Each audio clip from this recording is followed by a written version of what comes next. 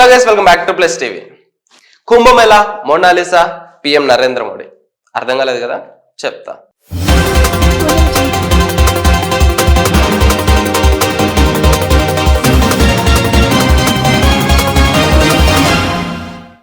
Over night లో stars అయిన వాళ్ళు ఎంతో మంది ఉన్నారు. లైక్ అర్షద్ ఖాన్, ప్రియా ప్రకాష్ వారియర్, ఘంటా ప్రసాద్, అంజలి అరోరా, ఇలా చాలా మంది ఉన్నారు. ఈ ఓవర్ నైట్ స్టార్స్ అనే గ్రూప్ లో ఇంకొకరు యాడ్ అయ్యారు. వాళ్ళే మోనాలిసా భోస్లే. ప్రతి 144 సంవత్సరాలకి ఒక్కసారి జరిగే మహాకుంభమేళాకి జనాలు విపరీతంగా వస్తారు.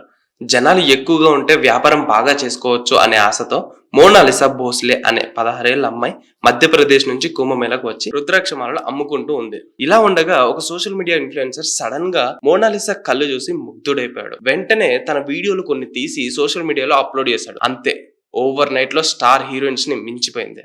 సోషల్ మీడియాలో తన పేరు టైప్ చేస్తే వందల కొద్ది అకౌంట్లు వచ్చి పడుతున్నాయి. తన దగ్గరికి వచ్చే ప్రతి ఒక్కరు తను అమ్ముతున్న మాలలు కొనకుండా తనని మాత్రమే చూసి వెళ్ళిపోయేవారంట. తనకి వచ్చిన ఫేమ్ ని చూసి మొదట సంతోషపడినా ఆ తర్వాత అదే శాపం అనుకుని బాధపడుతుంది. ఎందుకంటే తను ఎక్కడ ఉన్నా తన చుట్టూ కెమెరాలు పెట్టి ఇబ్బంది పెడుతున్నారు.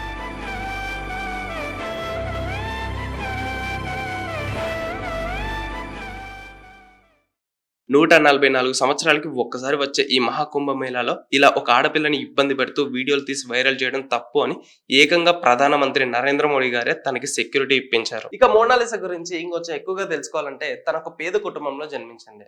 ఎక్కువగా చదువుకోలేదు. తనకి జై భోస్లే అని ఒక బ్రదర్ కూడా ఉన్నారు. మోనాలిసాకి సింగింగ్ హాబీ కూడా ఉంది. ఫోన్ లో కొన్ని వీడియోలు తీసి సోషల్ మీడియాలో అప్లోడ్ కూడా చేసేది. మోనాలిసా ఫేవరెట్ యాక్టర్ వచ్చేసి సల్మాన్ ఖాన్ అంట. అండ్ ఫేవరెట్ యాక్ట్రెస్ వచ్చేసి సోనాక్షి సిన్హా.